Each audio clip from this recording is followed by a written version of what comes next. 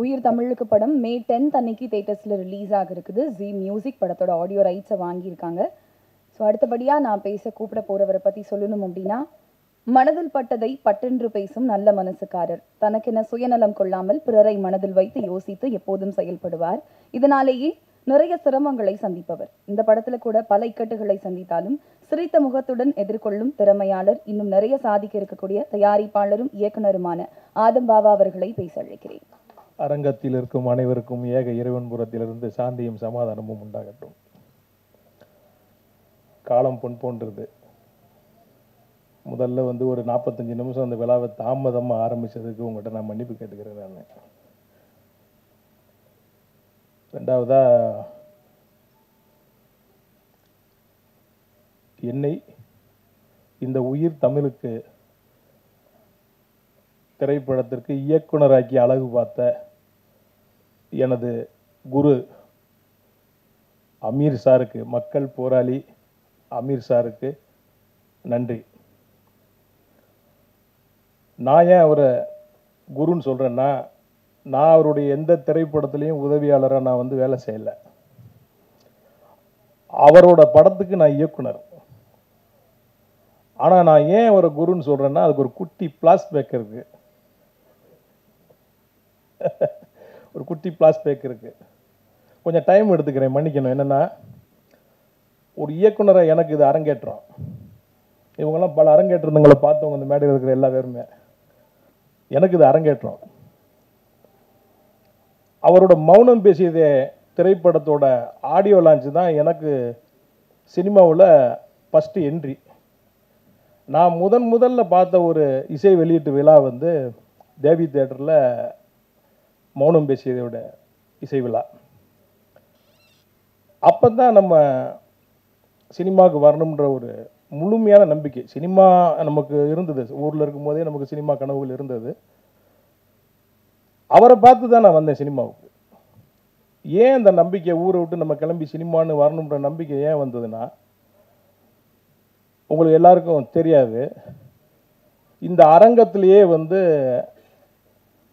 அதிகமாக அவரை பற்றி தெரிஞ்சது நானாக இருக்கணும். எப்படின்னா, எனக்கு விவரம் தெரிஞ்சு ஒரு 40 வருஷமாக அவர் எனக்கு தெரியும், விவரம் தெரிஞ்சு. ஏன்னா மதுரையில் என் வீட்டுக்கு எதிர்த்து வீட்டுக்காரர் அவர், என் சொந்தக்காரரு, என் வீட்டுக்கு எதிர்த்து வீட்டுக்காரரு.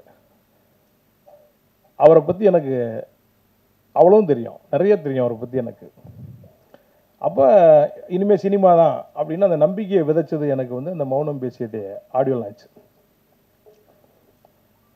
அதுக்கப்புறம் உதவி இயக்குனராக சேரணும்னு முடிவு பண்ண உடனே என்னோட நண்பர்கள்ட்ட சொல்கிறேன், கல்யாணம் பண்ணி குழந்தையெல்லாம் பெற்றுட்டோம், வயசு 30க்கு மேலே ஆயிடுச்சு, இனிமேல் சினிமாவில் போய் நீ போய் எப்படி பாக்கலாம், சரியாக வருமா அப்படின்னு ஒன்று.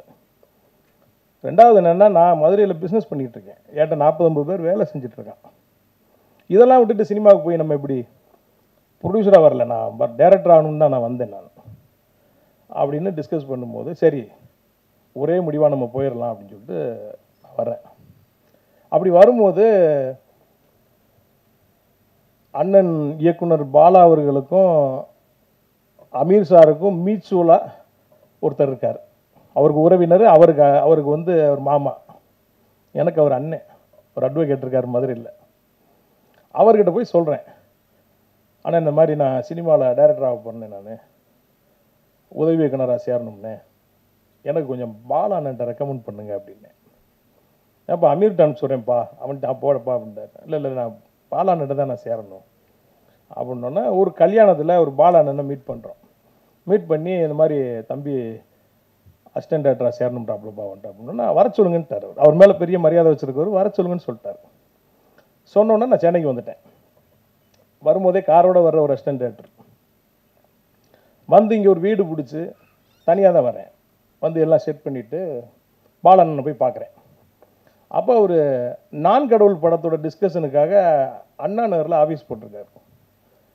அந்த ஆஃபீஸில் பார்த்தீங்கன்னா, இங்கே சாலிகிராமத்தில் ஒரு ஆஃபீஸ் இருக்குது, ஆனால் அவர் யாரும் தொந்தரவு இருக்கக்கூடாதுன்றக்காக அண்ணா நகரில் ஒரு ஆஃபீஸ் போட்டிருக்காரு. காலையில் 9 மணிக்கு போயிட்டேன் நான். 9 மணிக்கு ஆஃபீஸ் போனோன்னா ஒரே ஒரு அசிஸ்டன்ட் டைரக்டர் இருந்தார். டைரக்டர் இருக்காருன்னா மேலே தான் இருக்கார், வெயிட் பண்ணுங்க அப்படின்ட்டார். மணி 10 ஆச்சு, 11 ஆச்சு, 12 ஆச்சு, 12:30 ஆச்சு. அப்போ அந்த படத்தில் முதல்ல ஒரு பெரிய ஹீரோ நடிக்கிற மாதிரி இருந்தார். அந்த ஹீரோ வந்தார் அந்த ஆஃபீஸுக்கு. ஏன்னா ஆச்சரியமாக இருந்தது, ஏன்னா இவ்வளோ பெரிய ஹீரோ சிம்பிளாக வராருன்ட்டு. வந்து அந்த ஹீரோ வந்தோன்னா அசிஸ்டன்ட் டைரக்டர் மேலே கூட்டிகிட்டு போகிறார். அப்புறம் மணி 1 ஆகுது, 2 ஆகுது, 2:30 மணி ஆகுது, சாப்பாடு போகுது மேலே. அந்த அசிஸ்டன்ட் டைரக்டர் நீ சாப்பிட்டியான்னு கூட கேட்கல, மேலே போகிறாங்க. 3 ஆகுது, 4 ஆகுது, 5 ஆகுது. நான் எப்போ வேணாலும் டேரக்டர் கூப்பிட்டுருவார், மேலே ஹீரோ வேறு இருக்காருன்னு சொல்லிட்டு நான் வெயிட் பண்ணிட்டு இருக்கேன். ஒரு 5 மணிக்கு அந்த ஹீரோ வந்து திருப்பி கீழே போகிறாரு இறங்கி. அந்த அசிஸ்டன்ட் டைரக்டர் போய் ஹீரோ ஏற்றி விட்டு வராரு. அப்புறம் 6 ஆகுது, 7 ஆகுது, 8 ஆகுது, 9 மணி ஆயிடுச்சு. என்னை கூப்பிடவே இல்லை. நான் சாப்பிடவும் போகல. அங்கே ஒரு 2 தடவை ரெஸ்ட் ரூம் மட்டும் போயிட்டு வந்து அப்படி உட்காந்துருக்கேன். 9 மணிக்கு மேலே பொறுமை இழந்துட்டேன். இது நமக்கு சரியாக வராதுன்னு சொல்லிட்டு காரை எடுத்துகிட்டு நான் வரேன். எம்எம்டி கிட்ட வரும்போது எனக்கு மதுரையிலேருந்து ஃபோன் வருது. அந்த என்னை ரெக்கமெண்ட் பண்ணவர், எப்பா பாலா கூப்பிட்டானா, நீ கிளம்பிட்டியாமலப்பா. ஏன்னா காலையில் 9 மணிலேருந்து நைட்டு 9 மணி வரைக்கும் உட்காந்துருக்கேன், கூப்பிடவில்லை என்னென்ன அப்படின்ட்டு. அவனை டெஸ்ட் பண்ணியிருக்காயா அவனைய. அண்ணே சாப்பிட கூட கூப்பிட்டு, சினிமாவில் பட்டினியும் தாமதமும் தாண்டா முதல்ல வந்து நீ பழகிக்கணும். அவனை டெஸ்ட் பண்ணியிருக்கான், முதல் டெஸ்ட்லேயே நீ தோற்று போயிட்ட பாரு, நீ அவன் கூப்பிட்றான், நீ போண்டார். நான் அப்படியே யோசித்தேன். நான் இல்லைண்ணே இது எனக்கு சரியாக வரலண்ணே, நான் அமீர்கிட்ட போயிடுறேண்ணே அப்படின்ன உடனே சரி ஓ இஷ்டம், நான் அவன்கிட்ட சொல்லிடுறேன் நீ போ அப்படின்ட்டு. அப்புறம் இவர்கிட்ட வரேன். இவர்கிட்ட வந்தால் அப்போ ராம் படம் பருத்தி வீரனுக்கு டிஸ்கஷன் நடந்துகிட்ருக்கு. அப்போ அவர்கிட்ட போய் நான் அந்த மாதிரி இங்கே அசிஸ்டன்ட் டைரக்டர் ஆனோடனே அவர் ஷாக்கு. ஐயோ உனக்கு சரியாக வராதியா அதெல்லாம், நல்லா ஏன் நம்மளை பற்றி தெரியும், நம்ம ஊரில் எப்படி சுற்றணும், எப்படி தவளத்தா தெரியும்லாம் அவருக்கு தெரியும். அப்போ நான் சொல்கிறேன், இல்லைங்க உங்கள் ஆஃபீஸில் வெளியே ஒரு போர்டு வச்சுருக்கீங்க, கீழ்ப்படியை கற்றுக்கொள், கட்டளையிடும் பணி தானாய் வந்து சேரும்ட்டு. அதை நான் ரொம்ப நேரமாக படிச்சுட்டு இருந்தேங்க. நீங்கள் நினைக்கிற மாதிரிலாம் நடக்காது, கற்றுக்கிறோன்னு வந்திருக்கேன், நான் எந்த தியாகத்துக்கும் தயாராக இருக்கேன் அப்படின்ட்டு. அப்படியா சரி, இந்த கூலிங் கிளாஸ் ஹீலிங் கிளாஸ் எல்லாம் கலட்டிட்டு ஓடி ஆடி வேலை செய்கிற மாதிரி ரெடியாகி வாங்கன்றாரு. அப்புறம் அந்த பருத்தி வீரனுக்காக சாலி கிராமத்தில் ஒரு ஆஃபீஸ் போடுறாங்க. அங்கே போகிறேன். முன்னாடி உறவினரை நான் அவரை பார்க்க வரும்போது சசி தான் ஆளி நல்லா இருப்பார் ஆஃபீஸில். உதவி இயக்குனரை பார்க்க வரும்போது பார்த்தீங்கன்னா நான் வந்தோன்னே உள்ளே கூப்பிடுவார், சாப்பாடு வாங்கி தருவார், ரொம்ப ஜாலியாக பேசுவார். நான் அது மாதிரி நினச்சிக்கிட்டேன். இங்கே காலையில் இவர் ஆஃபீஸுக்கு போகிறேன் 10 மணிக்கு. போனோன்னே நான் வந்திருக்கேன் அவர்கிட்ட சொல்லுங்கள் அப்படின்ட்டு சொல்கிறேன்ட்டு ஒருத்தன் போகிறான். அங்கேயும் 10 ஆகுது, 11 ஆகுது, 12 ஆகுது, 1:30 மணி 2 ஆகுது. அங்கே சாப்பிட்டியான்னு கூட கேட்கல. ஆனால் இங்கே கொஞ்சம் நல்லவங்க எல்லாரும், அண்ணே சாப்பிட்டுருங்கண்ணே, சாப்பிட்டுருக்கண்ணே, இல்லைங்க பரவாயில்ல சாப்பிடுங்கண்ணே வாங்கண்ணே அப்படின்ட்டு சாப்பிட்றேன். 3 ஆகுது, 4 ஆகுது, 5 ஆகுது, 6 ஆகுது. அவர் வர்றாரு வெளியே. வந்தோன்னு அப்படி பார்க்குறாரு. அது வான்னு சொல்லலை, ஏன்னு சொல்லலை, எதுக்குமே சொல்லலை. அப்படி ஒரு பார்வை அப்படி பார்க்குறாரு. அப்படியே கீழே இருந்து மறுபடியும் பாட்டு காரில் ஏறி போயிட்டார். அப்போ சுந்தர்னு பிஆர் இருந்தார். அவர்கிட்ட என்னண்ணே வர சொன்னார், நான் வந்தேன். நான் என்ன நினச்சி போயிட்டேன்னா காலையில் 10 மணிக்கு போனால் வெயிட் பண்ணிட்டு இருப்பார். பருத்தி வீர ஸ்கிரிப்ட் எடுத்து நம்ம கையில் கொடுத்துட்டு போய் முதல்ல அந்த ரூமில் உட்காந்து படிங்க, அப்புறம் மத்தியானம் நம்மளை கூப்பிட்டு டிஸ்கஸ் பண்ணுவார். அப்படிலாம் வரேன். படம் மாதிரி கற்பனையில் நான் உட்காந்துருக்கிறேன். ஏன்னா என்னன்னு கிடக்காங்க கூட போயிட்டாரடா அவர் அப்படின்னு சொல்லிட்டு அப்படியே அவங்க இல்லைங்க அது என்னன்னு தெரியல, அவர் என்ன மூடில் இருந்தாருன்னு தெரியல. உங்களுக்கு அவரை பற்றி தெரியுமில்ல? ஏங்க அவரை பற்றி எனக்கு தெரியும், எனக்கு வேறு மாதிரி தெரியுங்க, இப்படி எனக்கு அவரை பற்றி தெரியாதுங்க அப்படின்னு உடனே சினிமா போக உங்களுக்கு கற்றுக் கொடுக்கும்.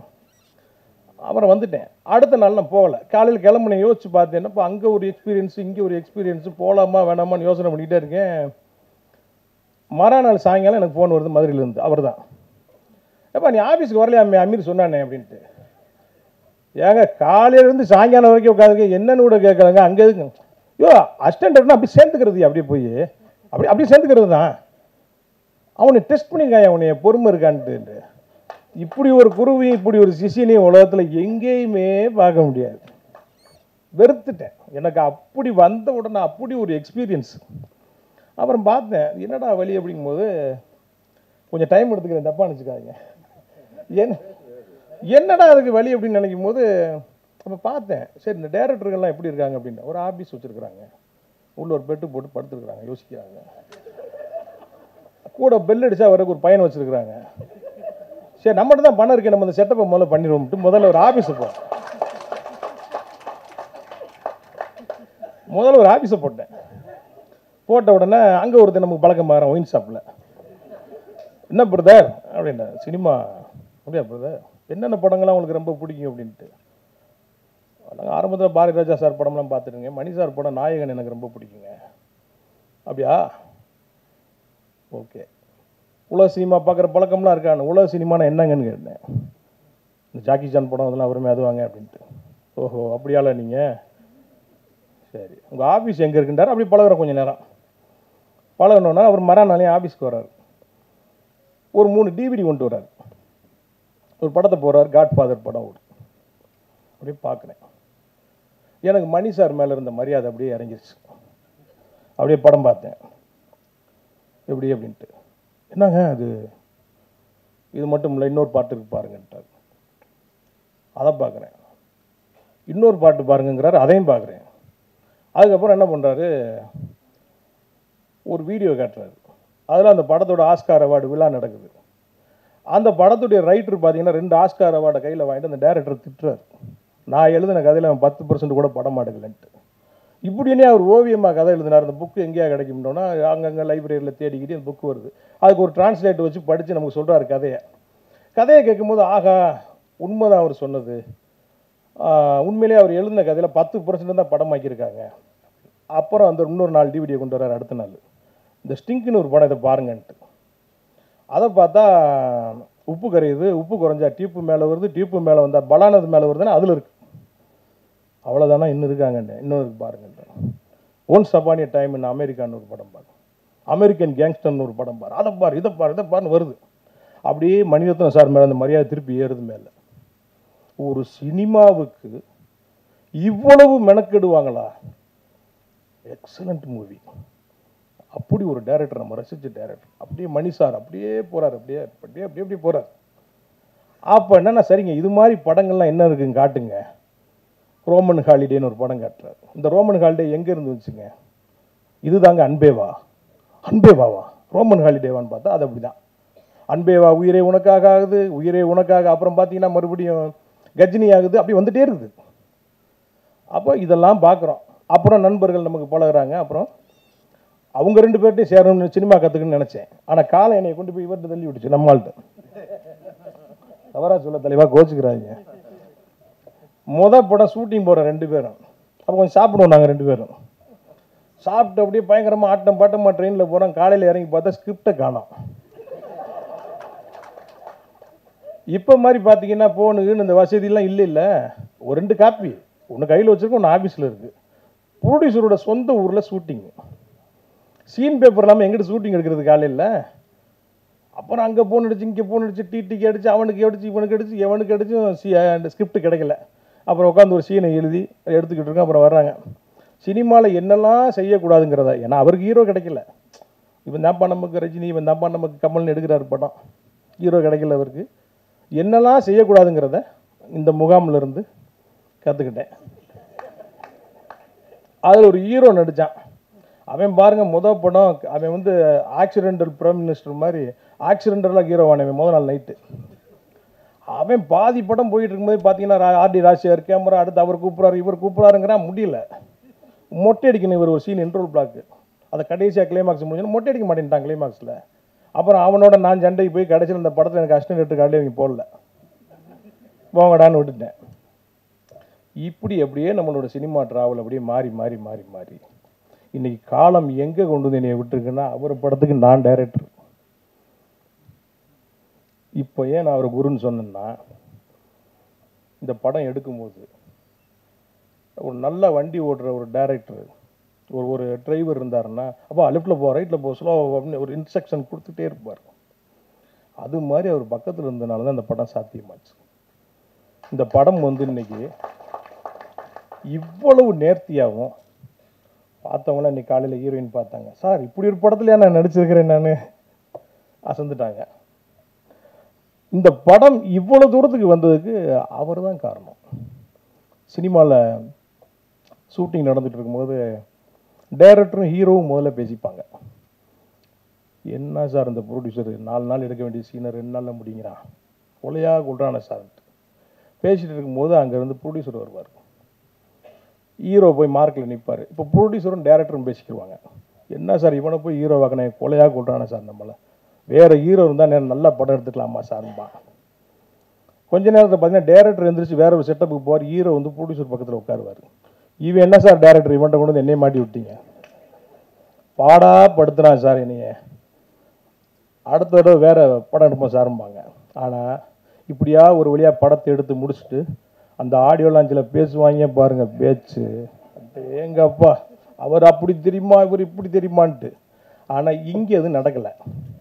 இங்கே நாங்கள் மதுரை வந்த மண் சூடான மண், சூடான ரத்தம், எதுனாலும் உடனே தெரிஞ்சிடும்.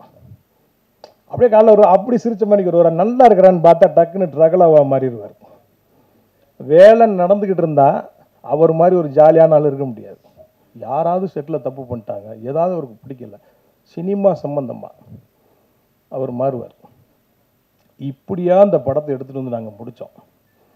இதை எடுத்து கொண்டு வந்து சரி இந்த படத்தை ரிலீஸ் பண்ணுவோம் அப்படின்னு ஒரு ரெடியாகி வரும்போது, இப்போ சொன்னாங்கல்ல சார் பொன்வண்ணன் சார், மதுரையில் பாஷாவாக இருந்தார், சென்னையில் மாணிக்கமாக மாறிட்டார்ன்ட்டு, அவரை இப்போ தாவூத் இப்ராஹிம் மாற்றிட்டாங்க.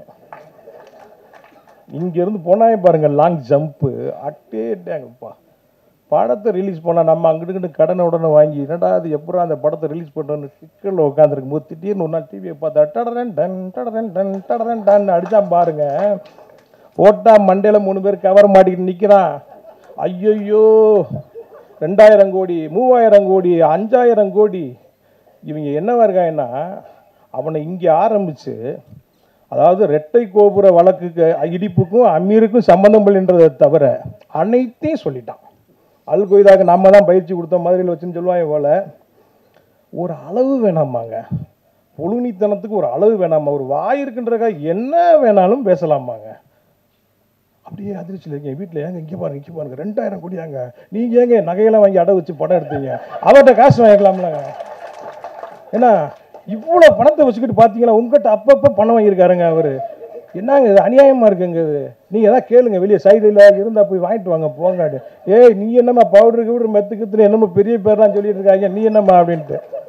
அப்புறம் அப்படியே பார்த்தேன், அவருக்கு ஃபோன் அடித்தேன், எங்கங்க இருக்கீங்க, நான் ஆஃபீஸுக்கு வாங்கன்ட்டு போனால் அப்படி தனியாக உட்காந்துருக்காரு. என்னங்க வெளியே என்னமோ நடந்துட்டு நீங்கள் வாடகைக்கு இப்படி உட்காந்துருக்கீன்றேன். எங்கேயா போக சொல்கிறேன், நீ பொண்டாடி பிள்ளைலாம் டூருக்கு ஓட சொல்றியா, என்ன நடக்குதுன்னு ஒன்றே மாதிரி தான் எனக்கும் தெரியல அப்படின்னு உட்காந்துருக்காரு. அப்புறம் அப்படியே உட்காந்துருக்கோம், ஒன்று ஒன்றா வந்து இந்த படத்தோட வியாபாரத்தை மொத்தமாக கலைச்சி விட்டாங்க. இதில் என்னென்னா அவர் வச்சு படம் ஆரம்பித்த உடனே அவரால் உருவான ஒரு ஹீரோ ஒருத்தர் எனக்கு ஒரு இடத்துல பார்க்குறாரு. அவர் நல்ல நட்பில் இருக்கிறார். ஒரு ஹீரோ சாரை வச்சு படம் பண்ணுறீங்க, ரைட்டு, படத்தை நல்லபடியாக முடிச்சிட்டிங்கன்னா நான் உங்களுக்கு ஒரு டேட் தரேன்ட்டார். இப்போ ஒரு 50 கோடி ரூபாய்க்கு இருக்க ஒரு வியாபாரம், நான் கேட்க போகிறதில்ல, அவர் கொடுத்தாலும் எனக்கு வேணாம். எனக்கு இப்படிலாம் இன்றைக்கி இந்த வியாபாரத்தில் பாருங்கள், அவரால் உருவாக்கப்பட்ட ஒரு தயாரிப்பாளர், நானும் ஒரு சக தயாரிப்பாளர், என்னென்ன வழியில் இந்த படத்தை கெடுக்க முடியுமோ. சார் பேசலாமா, இது உங்களெல்லாம் வச்சுக்கிட்டு எனக்கு சரியான தெரியல, என் மனசில் இருக்கிறத நான் சொல்கிறேன் ஆமாம், என் மனசில் இருக்கிறத நான் சொல்கிறேன். அடுத்து என்னென்ன செய்ய முடியுமோ. எஃப்எம்எஸ்க்கெல்லாம் பார்த்தீங்கன்னா 15 நாளைக்கு முன்னாடி கொடுக்கணும், அப்போ துபாயெல்லாம் சென்சார் பண்ண முடியும், சப்டைட்டிலாம் போட முடியும், எல்லாத்தையும் கெடுத்து. அப்போ நான் என்னென்னா இது என்னடா சோதனைன்ட்டு. ஒரு காலம் இருந்தது மதுரையில், அவர் சொன்னார்ல பொறுக்கியாக இருந்தவர் வந்தவர் சாருன்ட்டு, நம்மளும் கிட்டத்தட்ட அதே கேட்டகரி தான். அங்கங்கே கூட்டமாக போய் சண்டை போடுறது. ஒரு சினிமா பார்க்க போகிற அந்த கூட 10 பேர் போகும்போது பருத்தி ஊரில் குறுவாள் எடுப்பான் பாருங்க, அப்படி வாள் எடுத்து சொல்லிட்டு போவான், ஏன்னா எங்கேயும் அடிச்சு போடுவான் நம்மளை அப்படின்ட்டு. அப்படிலாம் ஒரு காலம் இருந்தது. இதுக்கெல்லாமா நம்ம பயப்பட போகிறோம் நம்ம? ஆனால் எந்தெந்த வழியில் கெடுக்க முடியுமோ எல்லா வழியிலையும் கெடுத்தார். கடைசி என்னென்னா என்கிட்ட நல்லா பேசவும் செய்வார், அப்பப்போ பேசவும் செய்வார். ஒரு நண்பர் அவர் பேசுனதை ரெக்கார்ட் பண்ணி எனக்கு அனுப்பிச்சி விட்டார். இப்போ என்கிட்ட இருக்குது, என் கையில் இருக்குது, பாருங்க அப்படின்ட்டு. அப்புறம் இது என்ன சொல்கிறது, இது காலம்தான் அதுக்கு பதில் சொல்லணும். இது வந்து நம்ம அதெல்லாம் தாண்டி வந்துட்டோம், காலம் கண்டிப்பாக அதுக்கு பதில் சொல்லணும். பார்க்கலாம், ரைட்டு. அப்புறம் வந்து மக்கள் போராளி படம் முடிஞ்ச உடனே அப்படியே பார்க்கும்போது அந்த படத்துக்கு வெறுமனே அமீர் அப்படின்னு ஒரு ஒரு டைட்டில் இருந்தால் நல்லா இருக்கும் அப்படின்னு அப்படியே யோசிக்கும் போது ஷூட்டிங் நடக்கும்போது பார்த்தீங்கன்னா அப்பப்போ ஹீரோ மதுரை கிளம்பிடுவார். என்னங்க மதுரை ஊருக்கு நம்மளும் அதே ஊர் தானே, என்ன இவ்வளோ பாஸ் அப்படின்னா வாய்தாக்கு போகிறார் ராமநாதபுரத்துக்கு. டைரக்டர் அவர் பஸ் லெஸ்லாம் போக முடியாது, ஒரு தடவை போன ஃப்ளைட்டில் போனால் காரில் போனால் 10,000 20,000 செலவாகும். பருத்தி வீரன் மாதிரி அவ்வளோ பெரிய கிட்ட கொடுத்துட்டு அடுத்த ஹீரோ யார், எத்தனை கோடி சம்பளம் எவ்வளோன்னு போகாமல் இந்த தமிழ் சமூகத்துக்காக சிறைக்கு போனவர் என்னோட ஹீரோ. அவர் கூட போன எங்கள் அண்ணன் செந்தமிழன் சீமான் இன்னைக்கு ஒரு பெரிய அரசியல் கட்சியோட தலைவராக இருக்கிறார். அவர் சினிமா மேலே இருக்க காதலில் சினிமாவில் அவர் இருக்கிறாரு. வழக்கு போட்டது தெரியும், போனது தெரியும், வந்தது தெரியும். அந்த வழக்குக்கு எத்தனை வருஷம் அலைஞ்சாங்கன்றது எனக்கு தெரியும். 10 ஆண்டுகள். எத்தனை வருஷம் சார் இது இருக்கும்? 10 வருஷம். வாய்தாக்கா 2 வாய்தா 3 வாய்தா சேதாப்பில் போகலன்னா வாக்கில் சார் வரலைன்னா வாரண்ட் ஆயிரும் சார். இப்படியா போய் கடைசியில் நீதிமன்றத்தில் அவங்க விடுதலை ஆகும்போது அந்த நீதிபதி சொல்கிறாரு அவங்க 2 பேரையும் பார்த்து, நீங்கள் இதெல்லாம் பயப்படாதீங்க, எதுக்கெல்லாம் இது மாதிரி தொடர்ந்து குரல் கொடுங்கன்னு சொல்கிறாரு. அப்படி சர்டிஃபிகேட் வாங்கிட்டு வந்து ஒரு நீதிமன்றத்தில் என்னோட ஹீரோ மக்கள் போராளி அமீர். நீங்கள் எப்படா சர்டிஃபிகேட் கொடுப்பீங்க அவருக்கு? தாவூத் இப்ராஹிம் ரேஞ்சில் மக்கள் மனதில் இருக்கிறார், தமிழக மக்களுடைய இதயங்கள் இருக்கிறார் அமீர். 20 ஆண்டுகளாக வந்து அவருடைய திரைப்பட வாழ்க்கையை பின்னோக்கி நீங்கள் பார்த்தீங்கன்னா அவ்வளோ ஃபுட்டேஜ் இருக்கு. மக்கள் போராளி அமீர்னு நான் ஒரு புத்தகமே எழுதிக்கிட்டு இருக்கிறேன், கூடிய சீக்கிரம் வரப்போகுது. 20 ஆண்டுகளாக அந்த தமிழ் சமூகத்துக்கு எப்படி அவர் களத்தில் நின்றார். அனிதா மரணம்னா அங்கே நிற்பார், கூடங்குளம் அனல் மின் நிலையம்னா அங்கே நிற்பார், ஜல்லிக்கட்டுக்கான போராட்டம்னா அங்கே நிற்பார், காவிரி இஷ்யூன்னா அங்கே நிற்பார், எல்லா இடத்துலையும் நிற்பார். கோடிகளை குமிச்சுக்கிட்டு இருக்கிற இந்த சினிமாவில் அதுதானங்க வர்றோம். அங்கே இப்படி ஒரு ஆள், இவருக்கு இப்படி ஒரு பட்டம் கொடுக்கலன்னா வேற யாருக்கு கொடுக்குறது? எக்காலத்திலையும் என்னை வந்து அவர் என்னோட குருநாதர், ஒரு மக்கள் போராளி. அப்புறம் என்னன்னா இந்த படம் வந்து அமீர், உயிர் தமிழுக்கு அவெல்லாம் பார்த்தோன்னா ஒரு முரட்டு அரசியல் படமாக இருக்கும், சீரியஸான படமாக இருக்கும். அதல்ல அது இருக்குது, அரசியல் இருக்குது, முழுமையான அரசியல் இருக்குது. நம்ம கவிஞர் சொன்ன மாதிரி அது வந்து ஒரு நையாண்டியாக இருக்கும். அது அப்படி சிரிச்சுட்டு அப்படி போகிற மாதிரியான ஒரு படமாக இருக்கும். காதல் பிரதானமாக இருக்குது. நீங்கள் அந்த சாங் பார்த்தீங்க, சிவகார்த்திகேயனுக்கு டப்பு கொடுத்துருக்காரு நம்ம ஹீரோ. அவ்வளவு அழகா ஸ்க்ரீனில் அவ்வளோ அழகாக இருக்கிறாரு. நான் நிறைய பார்த்தேன் ஷூட்டிங்கில், நான் பார்ப்பேன். நான் ஒரு குறிப்பிட்டு சொல்ல போனோம்னா ஒரு காட்சி, அந்த நீங்கள் முதல் சாங்கில் பார்த்துருப்பீங்க, அந்த புலி வேஷம் போட்டு ஆடுவார். அவருக்கு முதல்ல கம்பு சுத்த தெரியாது. அந்த புலி வேஷம் அந்த வந்து தீனா மாஸ்டர் சார் புலி வேஷம் நாளைக்கு வச்சுக்கிறோங்கிறாரு. பார்த்தா ட்ரெயின் பண்ணிட்டு இருக்காரு அவர். ஏன்னா அவ்வளோ பேர் ஷூட்டிங்கை வேடிக்கை பார்க்குறான், சாங்கு அதில் புலி வேஷம் போடணும், அதை ஆடணும், கம்பு சுற்றணும், இதெல்லாம் செய்கிறாரு. பார்த்தீங்கன்னா இப்போ ட்ராக் போகுது, ட்ராலி போகுது, கேமராவும் ஒரு அந்த ஃபேவராக இருக்கணும். என்னங்க ஒரு டைரக்டர், அவ்வளோ பெரிய ஹிட்டு கொடுத்த டைரக்டர் காலத்தில் நின்று நடிக்கும் போது என்னங்க அது சார். நான் கலைஞர், அவருடைய கதைகள்லாம் எனக்கு தெரியும். அவர் அடுத்தடுத்து என்ன மாதிரியான படங்கள் பண்ண போகிறான்னு சில கதைகள் தெரியும். அவரை வேலை செய்ய விடுங்க. அவரை நல்ல திரைப்படங்கள் தமிழகத்துக்கு வரும், மக்களுக்கு பயனுள்ள திரைப்படங்கள் வரும், அவர் வேலை செய்ய விடுங்க. அதே மாதிரி சாந்தினி சரியா கேட்டுக்கிறேன். சாந்தினி ஃபஸ்ட்டு ஷெடியூலில் ஷூட்டிங் வரும்போது ஹீரோயின் இருக்கிற இடமே தெரியல. கூப்பிட்டா வர்றாங்க போகிறாங்க, ஷார்ட் முடிஞ்சோன்னு போகிறாங்க. அப்போ நான் வந்து என்ன பண்ணேன், ஒரு பிரேக்கில் சொல்கிறேன், ஏம்மா இப்படிலாம் இருக்கக்கூடாதும்மா இங்கே சினிமாவில். ஏம்மா ஒரு ஹீரோயின் வந்திருக்கு, ஒரு ஷெடியூல் போயிட்டுருக்கு, ஹீரோயின் அதை கேட்டாங்க இதை கேட்டாங்கன்னு 4 பேர் வந்து என்னை கம்ப்ளைண்ட் பண்ணாதாம்மா நீ பெரிய ஹீரோயின் ஆக முடியும். இருக்கிற இடமே தெரியாமல் இப்படி இருந்தால் என்னம்மான்றேன். சார் எனக்கு புரியல சார், நீங்கள் ஏதாவது கேட்கணுமா, எனக்கு இந்த தண்ணி சரியில்லை, மினரல் வாட்டர் கொடுங்க குளிக்கிறதுக்குன்னு எதாவது கேட்கணும்ல. எதையுமே கேட்கல.